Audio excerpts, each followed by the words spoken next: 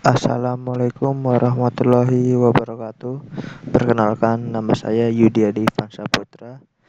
NIM saya 4152112226. Mata kuliah saya Interaksi Manusia dan Komputer.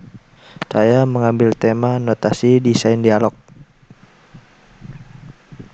Notasi desain dialog ialah arti umum yaitu percakapan antara dua kelompok atau lebih, sedangkan dialog dalam konteks perancangan user interface yaitu struktur dari percakapan antara user dan komputer. Selanjutnya, notasi desain dialog. Dalam desain dialog harus diperhatikan beberapa hal, yaitu rangkaian dialog mempresentasikan struktur tugas. Yang kedua ialah beberapa rangkaian dialog tambahan digunakan untuk user support, misalnya help system, tutorial subsystem. Yang ketiga ialah rangkaian dialog diurutkan sesuai struktur tugas. Selanjutnya ialah notasi desain dialog memiliki dua percakapan, diantaranya kriteria ragam dialog dan ragam dialog interaktif. Kriteria ragam dialog ialah ada beberapa karakteristik ragam dialog yang mempunyai sifat kepentingan dan sangat diperlukan dalam setiap ragam dialog, yaitu inisiatif. Inisiatif merupakan suatu sifat dasar dari dialog karena dengan inisiatif akan menentukan keseluruhan ragam dialog.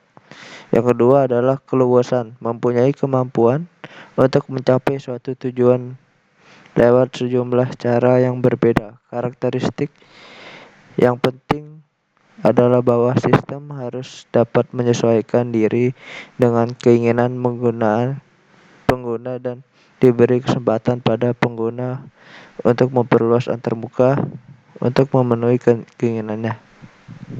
Yang ketiga ialah kompleksitas. Kompleksitas dan keluasan harus dibayar dengan kompleksitas implementasi yang besar. Oleh sebab itu perlu pembatasan kompleksitas dengan cara tidak membuat antarmuka lebih dari yang diperlukan karena tidak ada keuntungan darinya. Ragam dialog interaktif. Dialog berbasis perintah tunggal atau disebut command line dialog. Dialog berbasis perintah tunggal merupakan ragam dialog yang paling konvensional.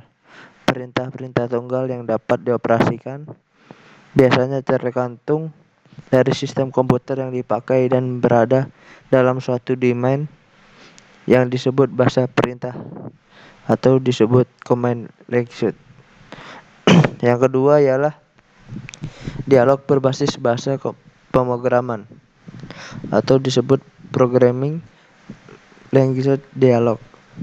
Dalam keadaan tertentu, pengguna dialog berbasis perintah tunggal sering tidak memadai, khusus ketika pengguna terus memberikan sederetan perintah-perintah yang sama setiap kali ia menjalankan program aplikasi tersebut.